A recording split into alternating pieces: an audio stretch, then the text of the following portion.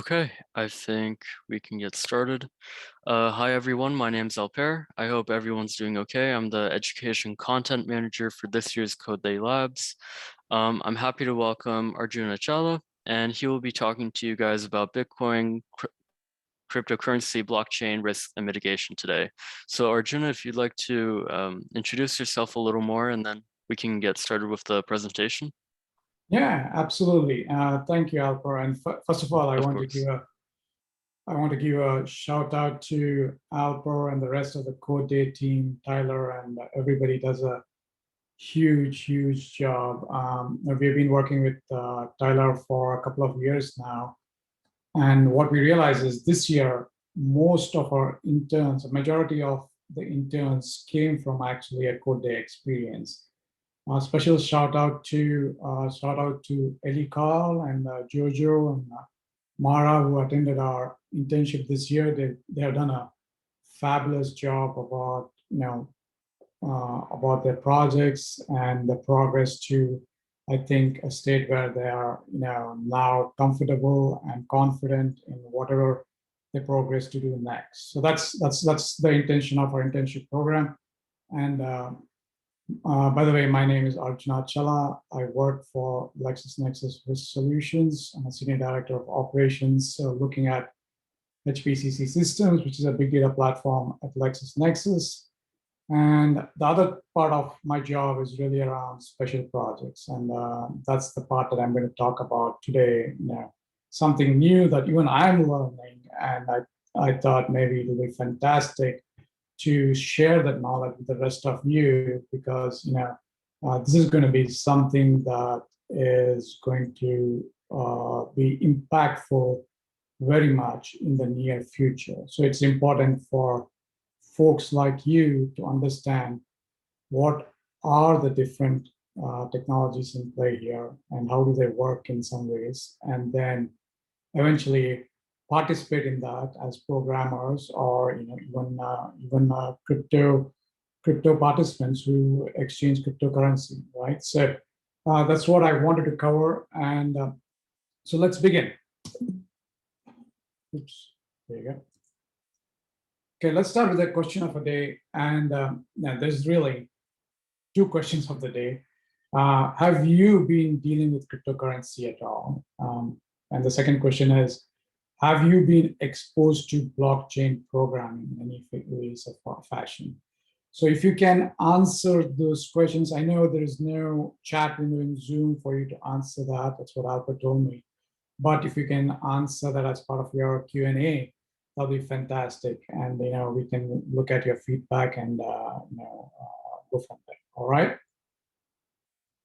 Now let's do an intro to data structures in the context of blockchain technology. Really, I know I don't want to cover the whole of what a computer science degree would consider as data structures, which is your linked list, your arrays, your trees, all that, which are very important concepts for you to understand as a programmer. Because if you write a program, pretty much everything that you deal with data involves these types of data structures and manipulation of these data structures. So the more you know about it, the more powerful you become as a programmer in actually executing these solutions. And even conceptualizing some of the solutions, if you have a good foundation on data structures, helps you become great programmers. So with that said, let's start with what a Bitcoin blockchain is, right? And I want to start with really the basic building block of a Bitcoin blockchain, which is really what we call as a block, okay? And what I would call a block is, from a data structure perspective, it is a complex data structure, right? That means it contains many elements within it. And let's look at what these elements are. So one of the most important element is the block header. And what does this block header contain? Well, it contains the version of the format of the block. So this is important in the sense that as the blockchain technology evolves, obviously some of the formatting of the block will also change, right? So the designers of the technology have thought ahead and said, you know what, if there's a new version or new format of the blockchain, then we need to account for that. So that's what the version information is doing. And then the other next element that is important is what is called as the hash of the previous block.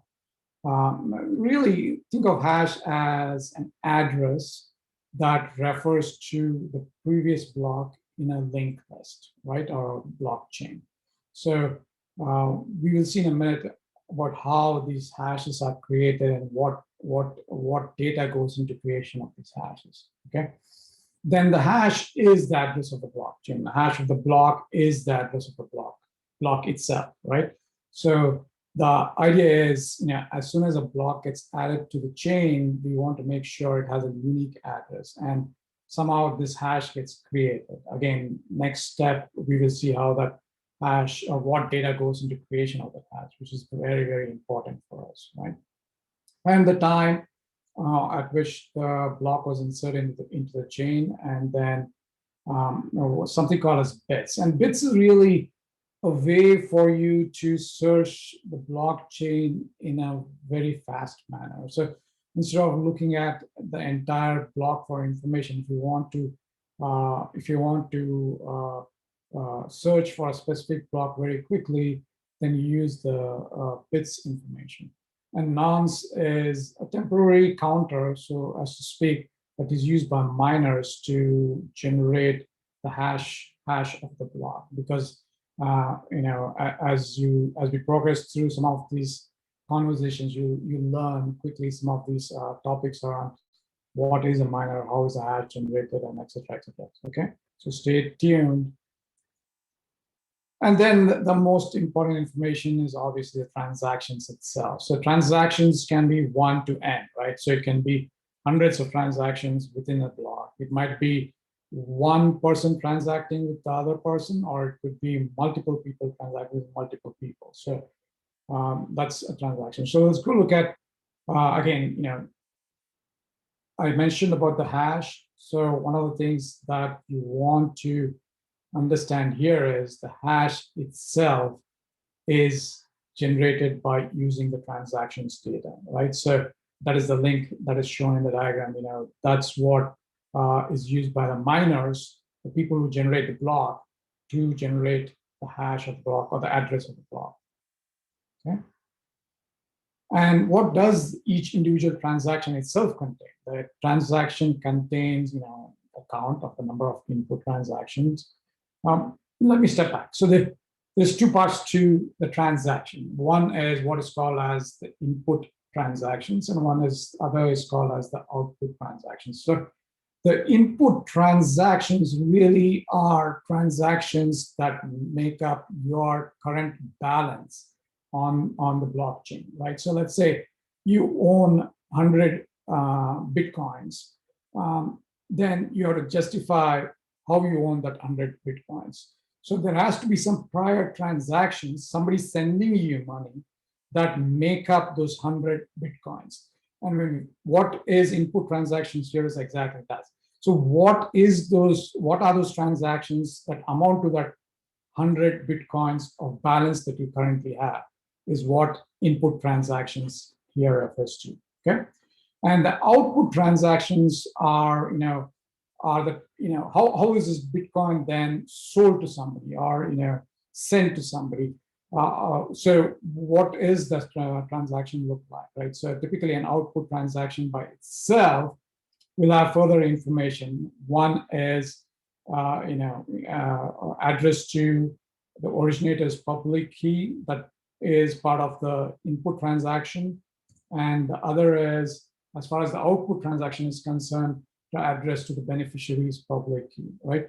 So hopefully in the crypto world, you have some basic knowledge about understanding what cryptographic public and private keys are, because everything that happens within, or most of the work that happens within a blockchain, uses that significantly for generating public and private keys, as well as generating what is called as signatures.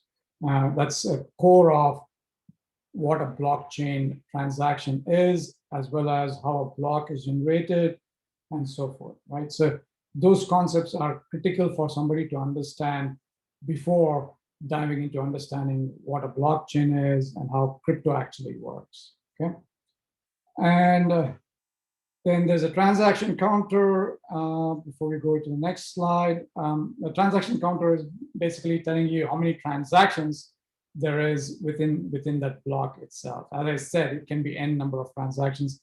And really, how many number of transactions can go into a block is determined by the miner who mines those transactions and collects them, and then is able to compute a hash for the block itself.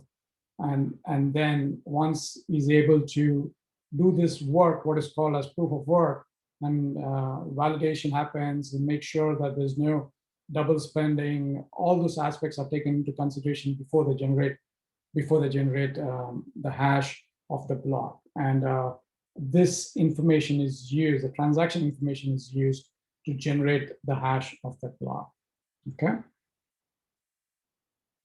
Now, once a block itself is created, obviously the block is then added to the blockchain. So how it is added, we will talk about that in the next few slides.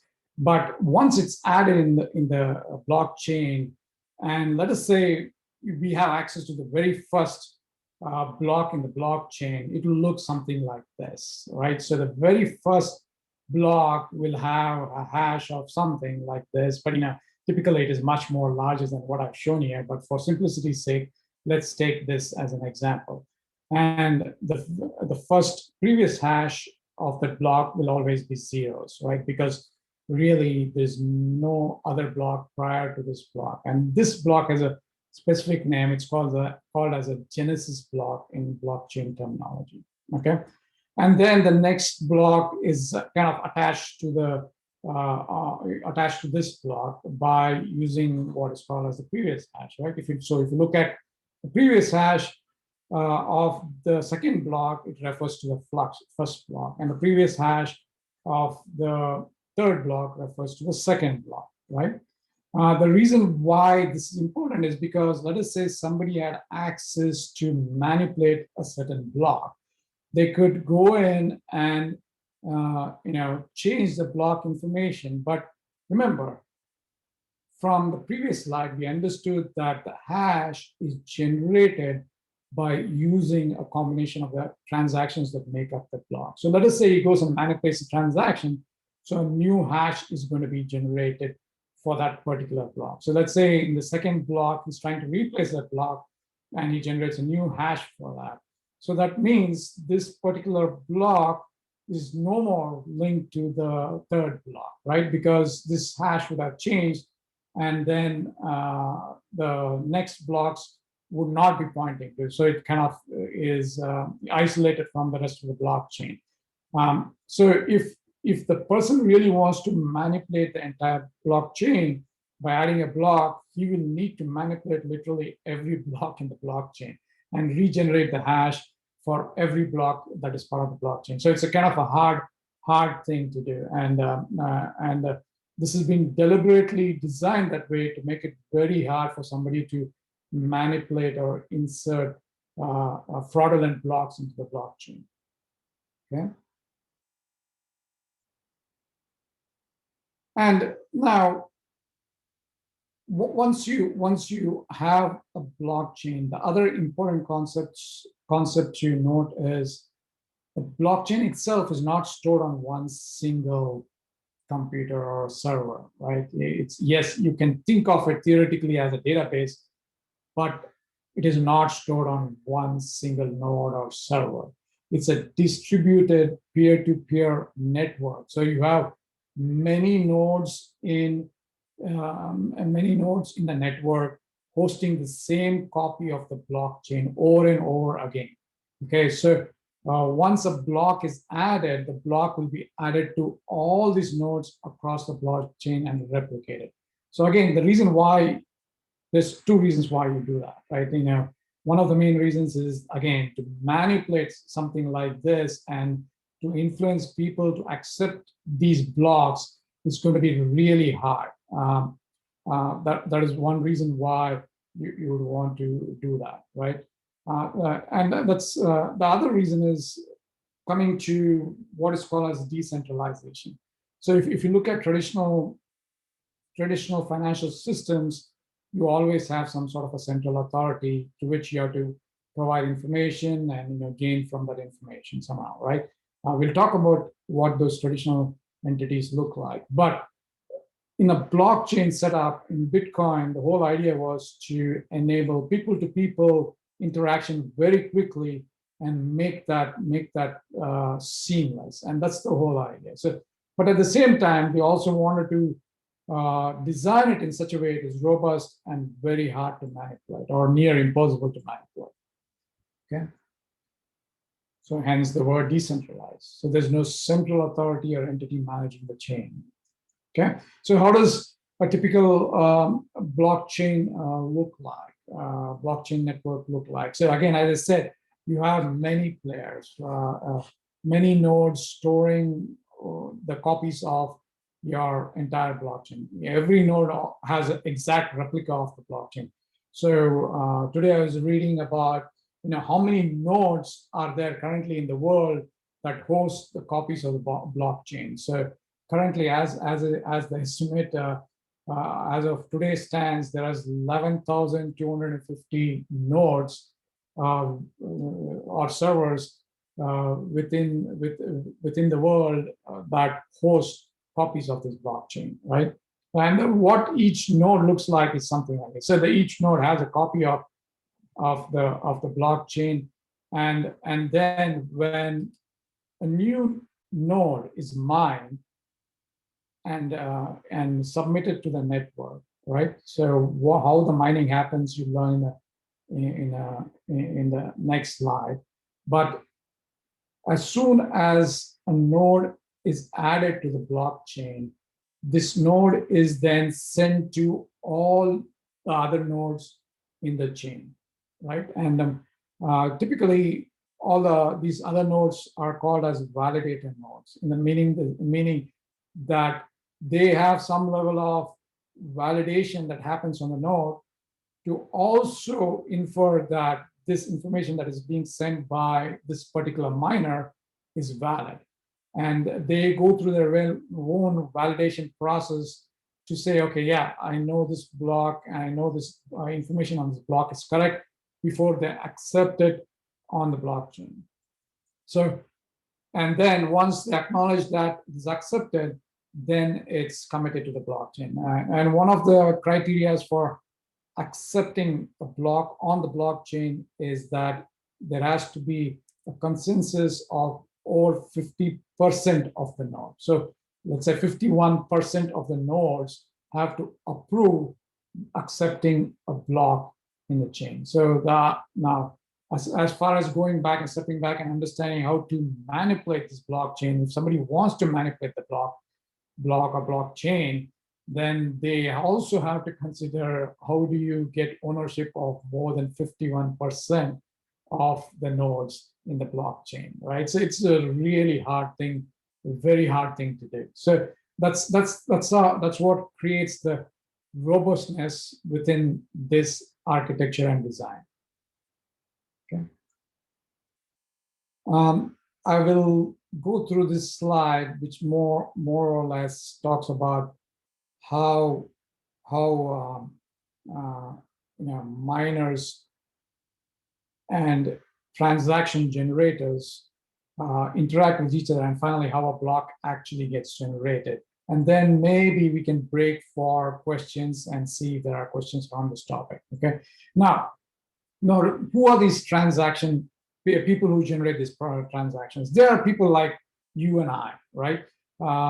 Basically, they are the ones who want to deal with cryptocurrency in some ways or format.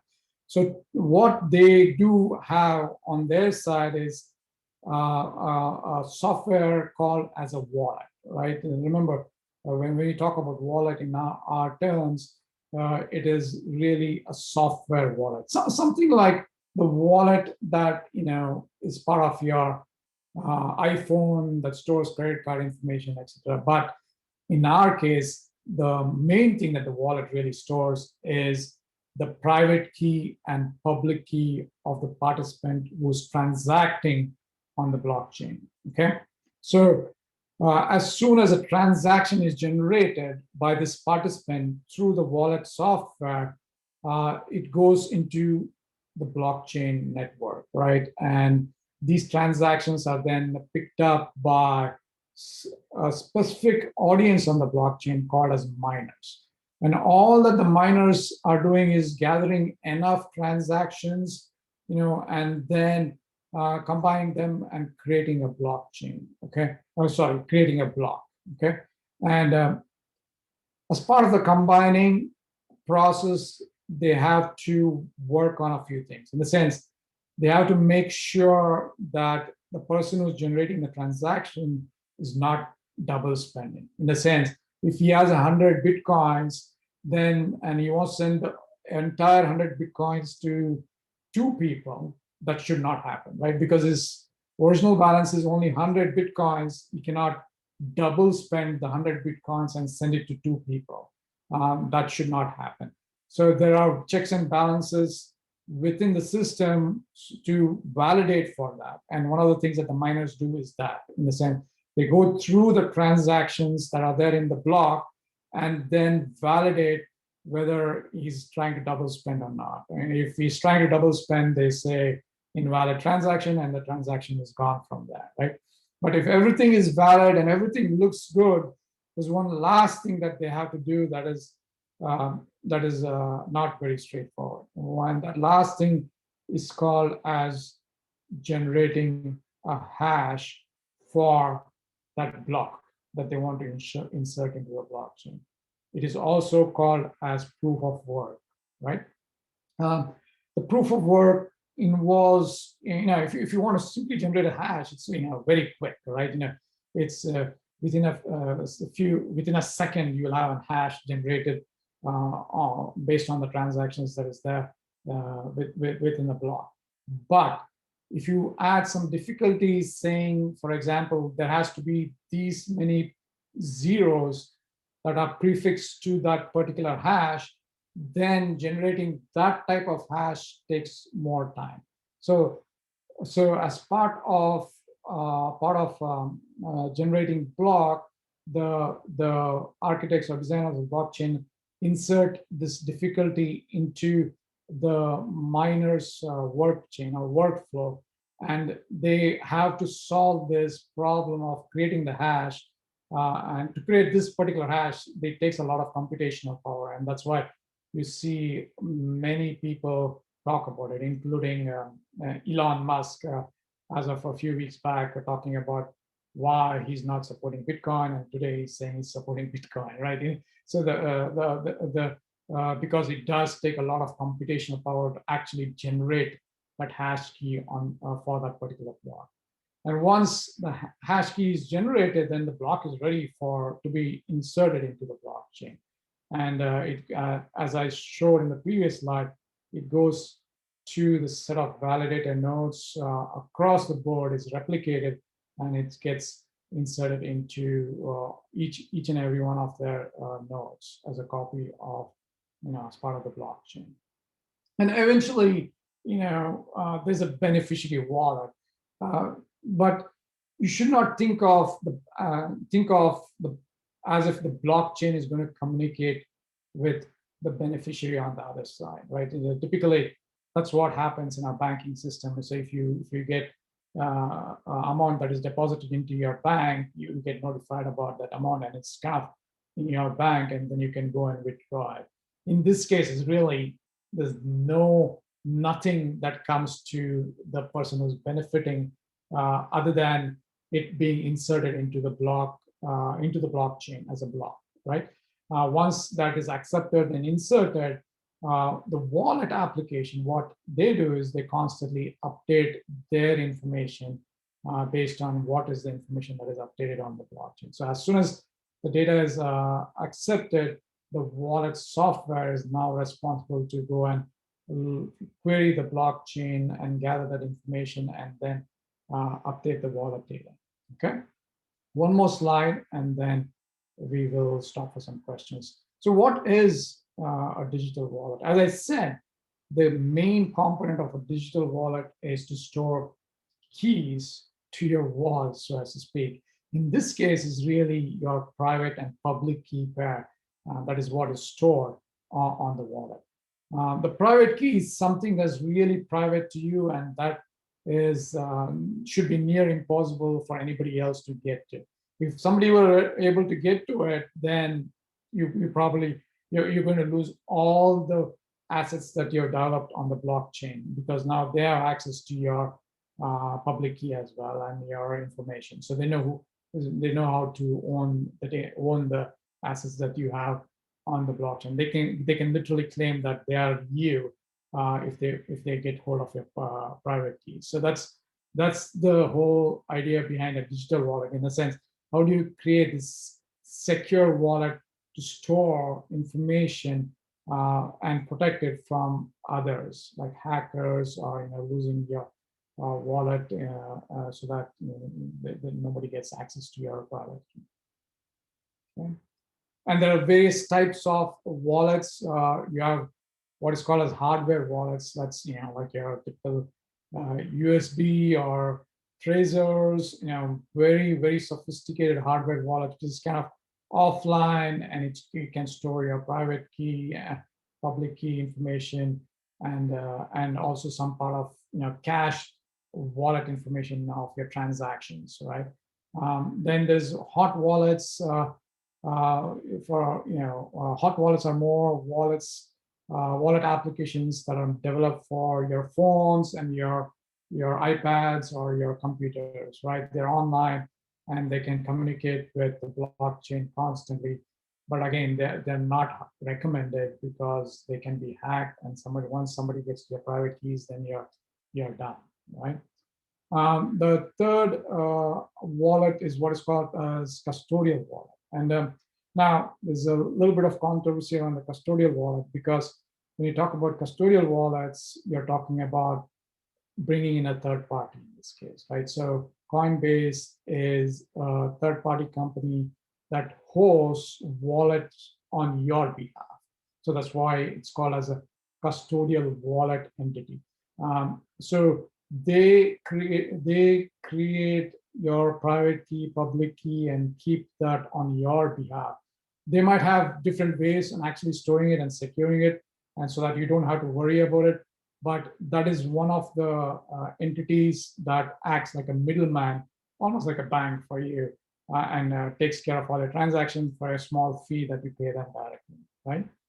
And there's the other type of wallet, which is called a cold storage wallets. Literally, think of it as a piece of software residing on a server, but completely disconnected from the internet. So there's a company called Armory, for example, that supports storing this information. So it's like, it stores your private key, public key.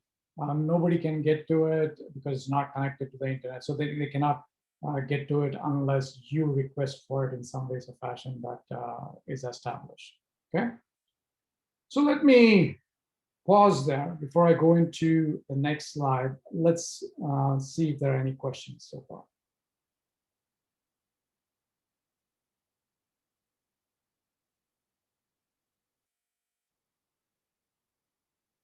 Yeah, feel free to write in the Q&A if you have any questions.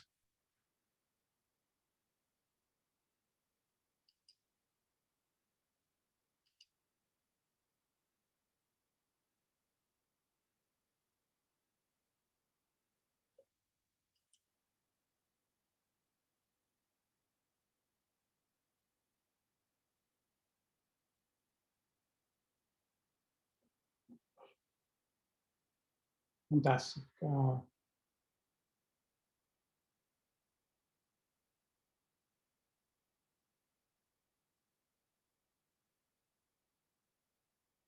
I see Jojo is very active on the Q&A. So yeah, the key is, this is something that is fairly new even for somebody like LexisNexis, because we really do not know how the financial services sector is going to proceed with cryptocurrency, right? So still traditionally in the United States, most of the exchanges for goods and financial transactions happens in a very traditional manner. I will cover that in a few minutes, but this is coming. We know this is coming.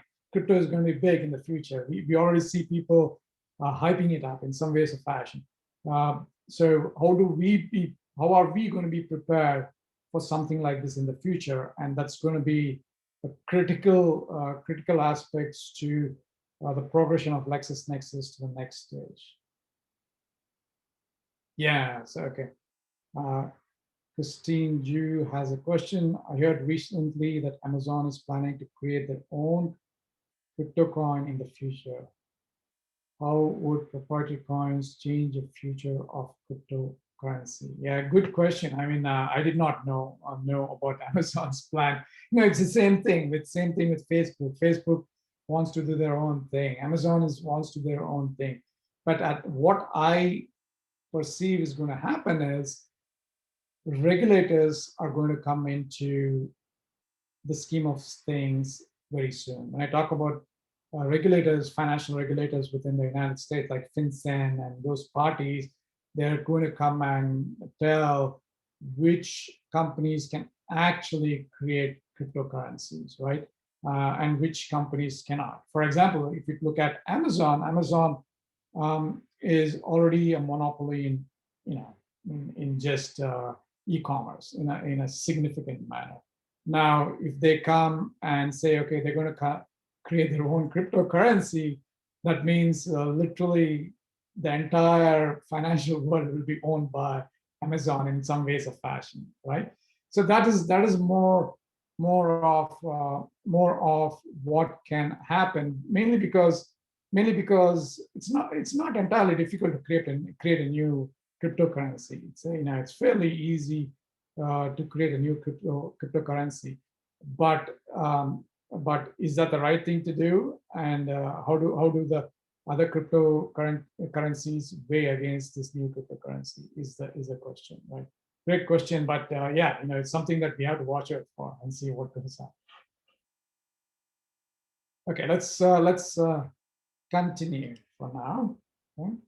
Feel free to keep adding questions, and if you have any suggestions, absolutely. Let's continue the discussion. There's one more question. Okay, no, that's fine. Fantastic. Okay. Next slide. So what can go wrong, right? Okay, Bitcoin advantages. Let's look at them, right? They are a decentralized blockchain architecture, meaning that you benefit from not having a central authority like a bank in the middle. Banks, for all matters and purposes, they've gotten extremely efficient in what they do. What they even did a few years back, thanks to a lot of technology changes in that space as well. But still, you have middlemen like banks and exchanges in the middle that you have to interact with before you exchange goods for currency, right? Let's say somebody in Russia is trying to sell you something, and you want to do that rather very quickly without using Amazon or any of these other e-commerce platforms or banks or exchanges for that matter. And you can do that currently with using Bitcoins, right? So if you are transacting on Bitcoins, and if you do have enough value of Bitcoins that you can buy from the person in Russia, you can go for it. There's going to be nothing that stops anybody from doing that, right? So that is the promise of decentralized blockchain architecture. It just makes e-commerce so seamless and interactive. There's a whole brush of people that are so motivated by this kind of decentralized technology that they want everything to work in such a manner. Okay. Then obviously it is very hard to manipulate, right? Yeah, yes, it's fantastic to provide this technology, but if somebody can go in and hack into this technology and disrupt the Bitcoins that you're stored and steal them and all that, that's going to be no go, right? You're never going to go with that. So the good thing is the Bitcoin technology and the blockchain architecture is fairly solid, right? It's very hard to manipulate. As I showed you, it's near impossible to fool it, to accept information that is not accurate. Okay, but is this enough? Well, let's look at the major disadvantage, right? So you have no idea who the originator or the beneficiary of the transaction is, right? So what if the money that is flowing to and fro is being used for money laundering or drugs or terrorist activity, sex trafficking, smuggling? How do you control this? There are checks and balances in the current system for that to happen. I'm going to show you that in the next slide.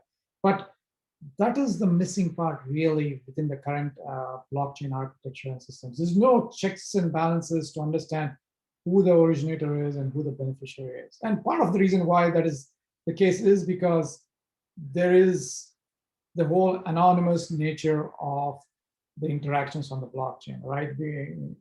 Really, you're pushing information to a public, your transaction has your public key information, which is kind of your address on the blockchain. Nobody really knows you as Jojo or Arjuna or Ellie. Nobody knows that. So they are looking at you as this address, so to speak. So how do you know this address is a valid person who has a good background? And should you have a good background before he actually starts interacting on the blockchain? So those are the kinds of questions that are coming up and have to be answered.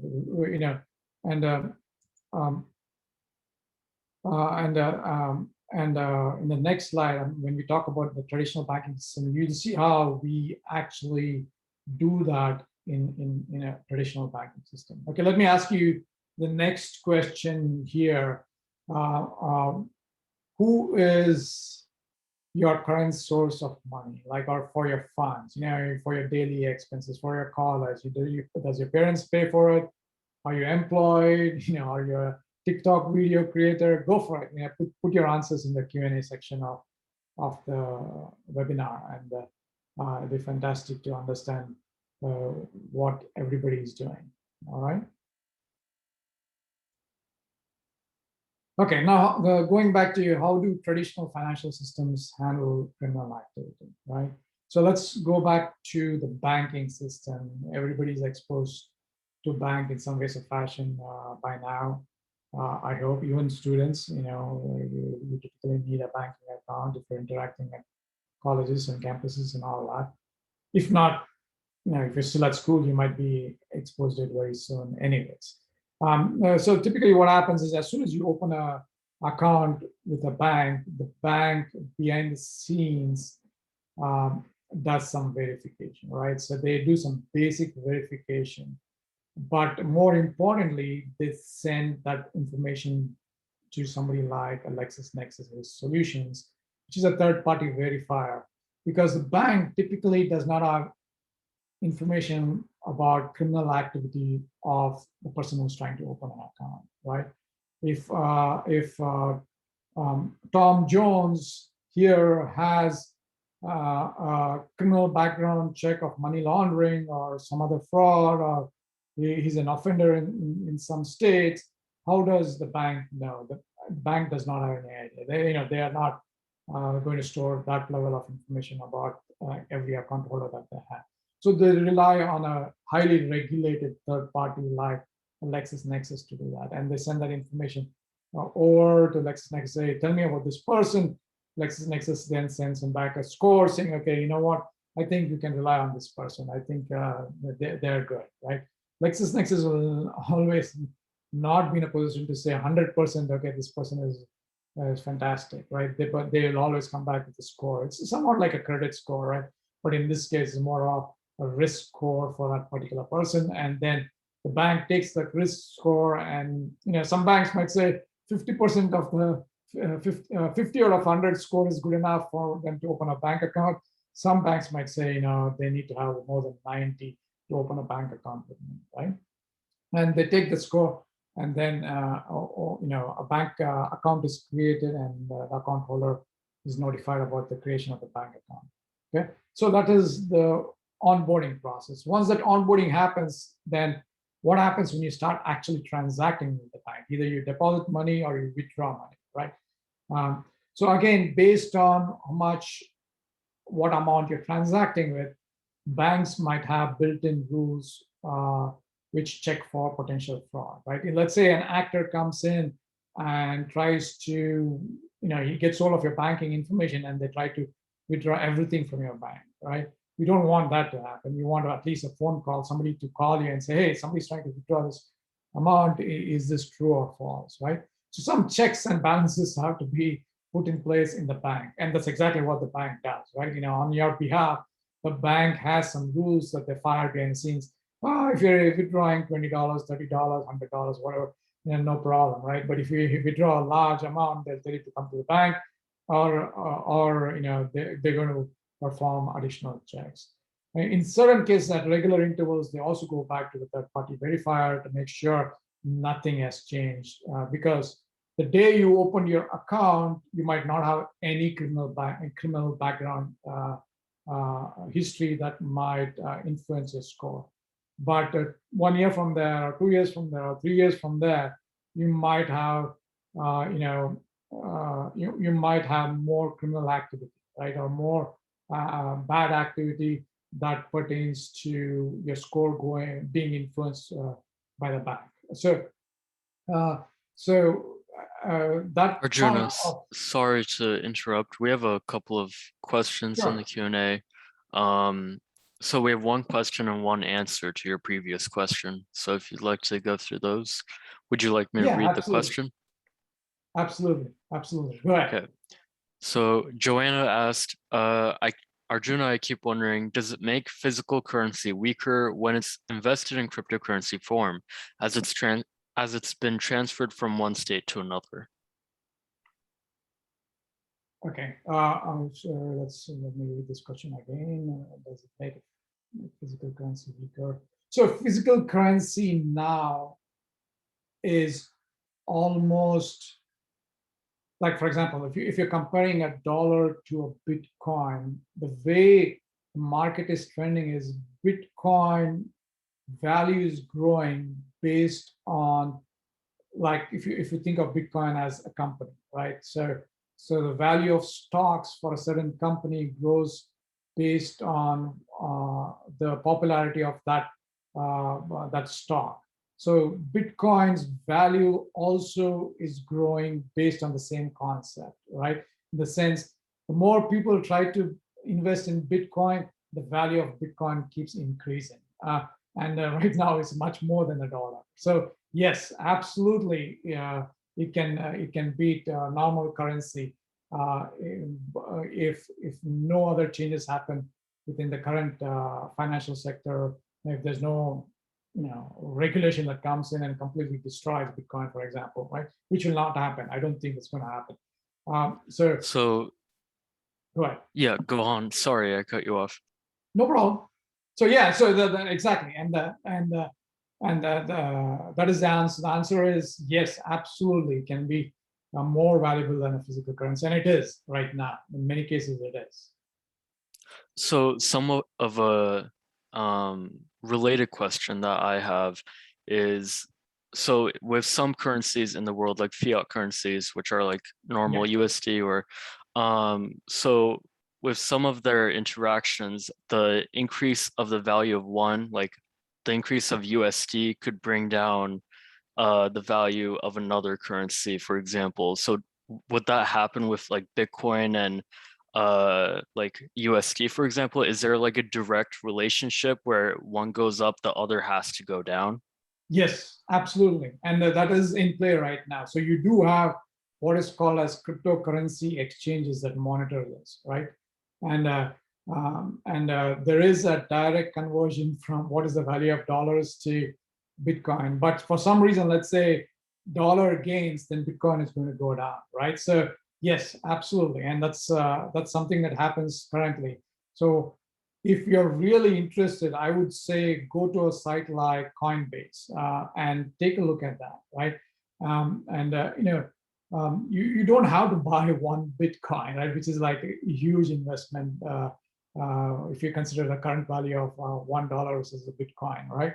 But you can buy a partial Bitcoin if you want to, right? So, or you can invest in other cryptocurrencies that are not Bitcoin, right?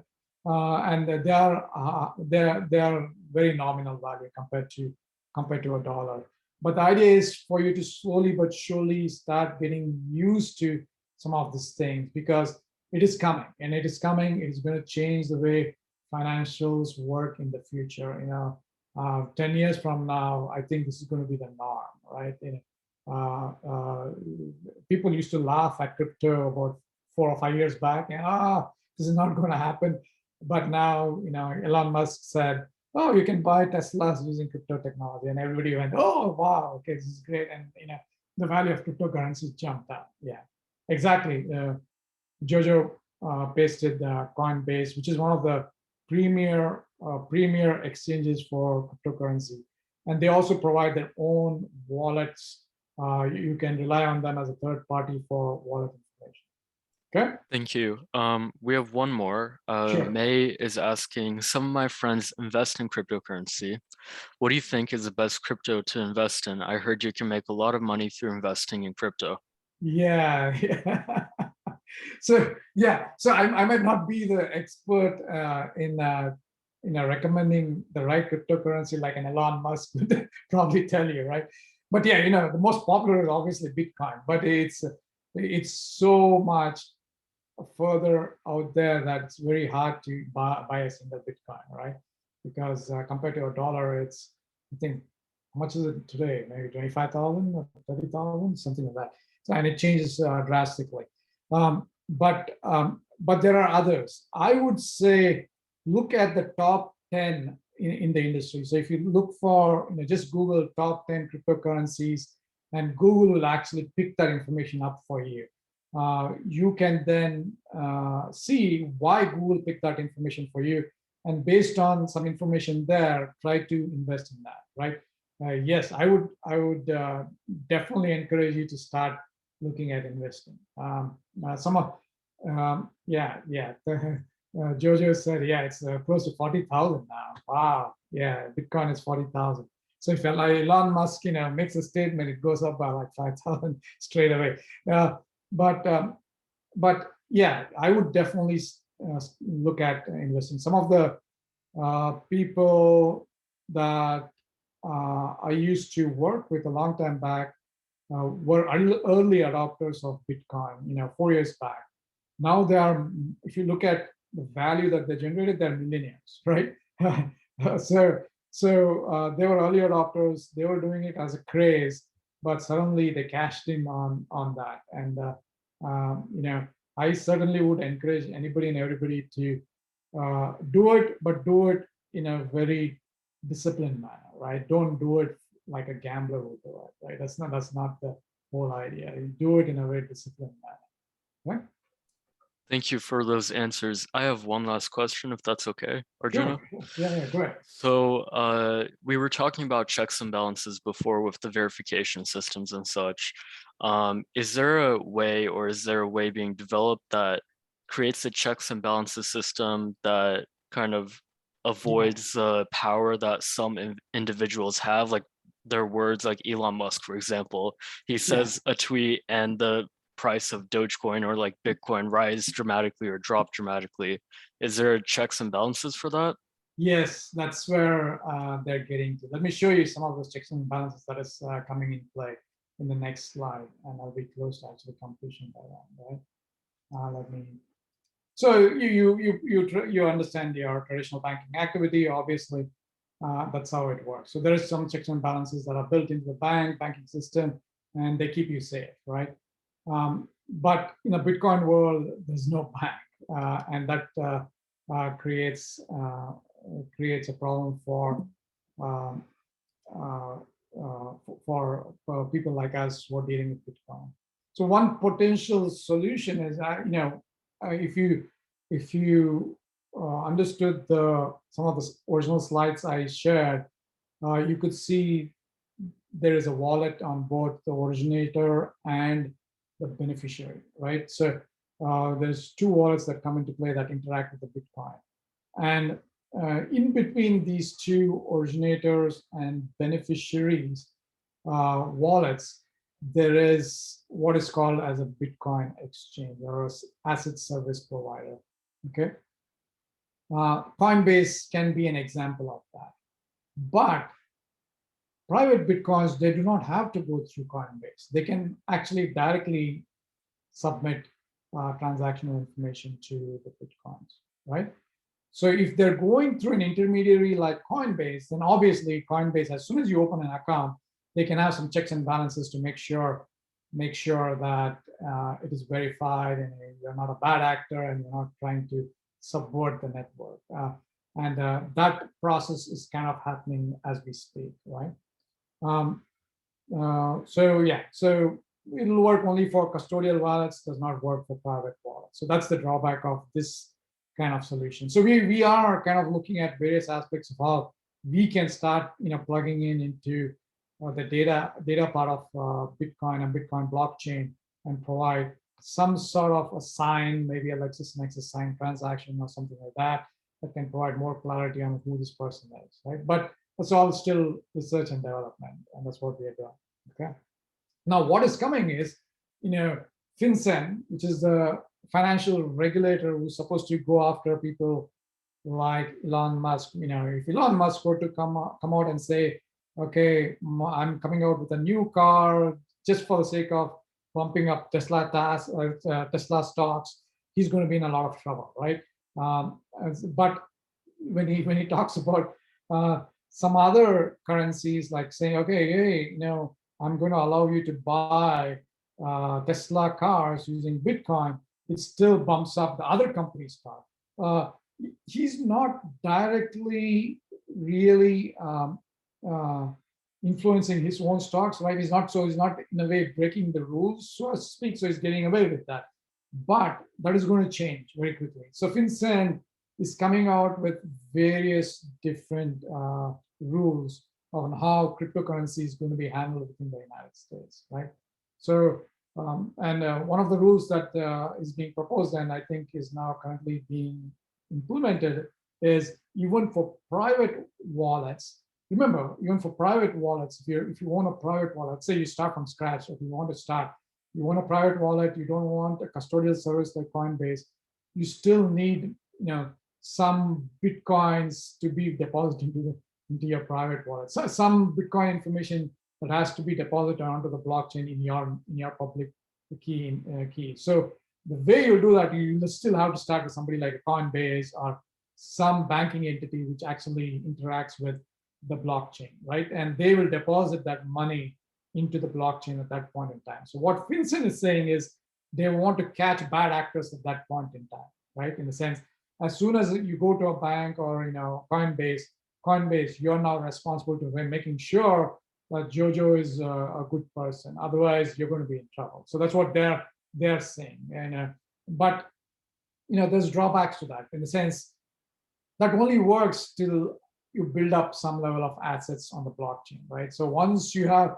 revolving assets all on the blockchain, then you don't need to go back to Coinbase at all, and then you're interacting with all kinds of actors on the blockchain. How do you take care of that scenario? So that is going to be a problematic scenario that they haven't really addressed. It's a hard problem, right? It's not an easy problem, and I think that is some of the challenges that we are dealing with LexisNexis as well. How do we make sure people have the confidence in the system?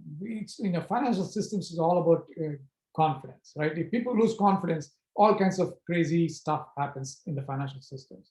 So we want to make sure that level of confidence and reliability is there in the financial system, and it cannot break just because something bad happened by one bad action, right?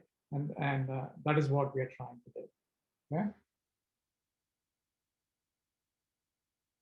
More reading. I have obviously I'm going to share this PowerPoint slide presentation with the folks, so you can go go about researching some of these articles that benefited me myself from actually learning quite a lot of this information that I'm sharing with you. Okay.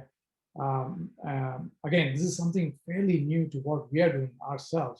So it was a learning experience for me, and that is why I wanted to share something new with all of you, so that you can also gain from it as you keep progressing through your university systems and learnings. Keep this in mind, because when you come out, even now, you want to start thinking about how do you dabble with this technology? So whether you are a programmer or whether you really want to do cryptocurrencies, right?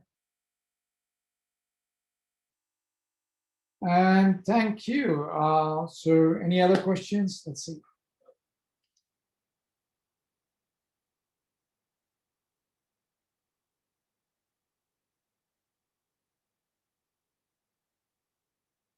I wonder, yeah, Jojo has a question.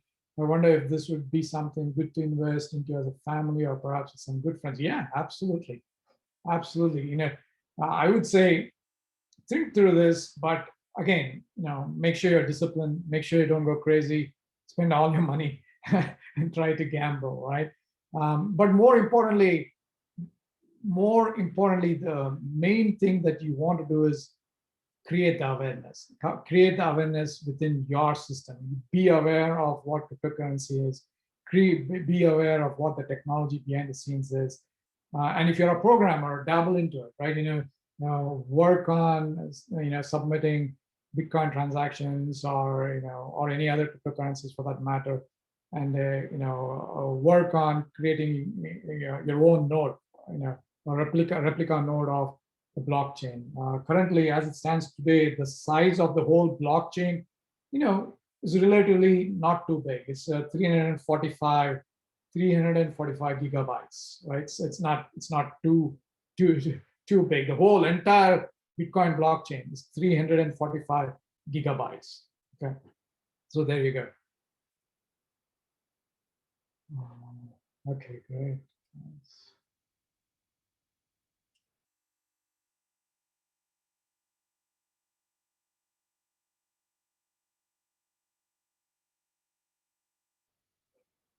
Yeah, I think we are at the conclusion. So any other questions, suggestions? Let me know. So May asked, is cryptocurrency going to be more popular? That is my prediction. Yeah, my honest prediction is that yes, in the sense 5 years, 10 years from now, cryptocurrency is going to be the next financial market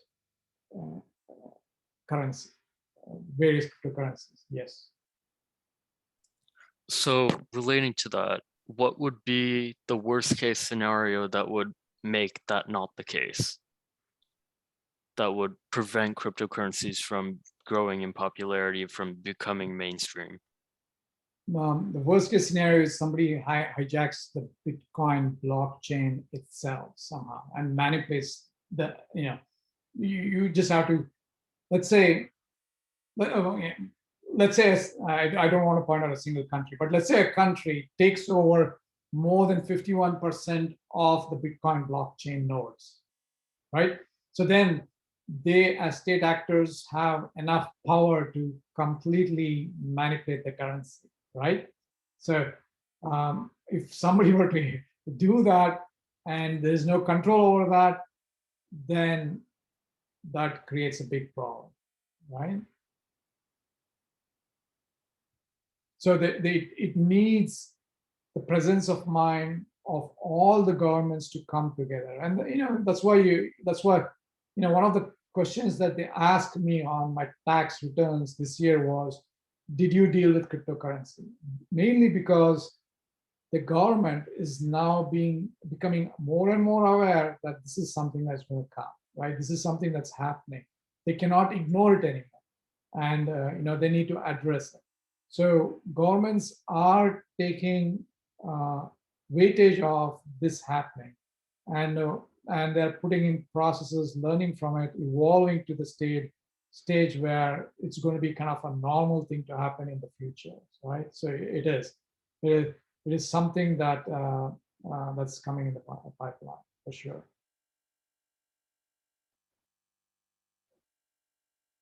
Thank you. If anyone else has any questions, feel free to ask. If not, I believe that will be the end of our workshop. All right, thank you again. Thank you all for joining, and hopefully you gain some information from this presentation. Thank you all. Thank you so much, Arjuna, for being here with us and spending all this time with us and teaching us about blockchain and cryptocurrency and the future of it. Absolutely. Sounds good. Thank you. Thank you. Have a great day, everyone.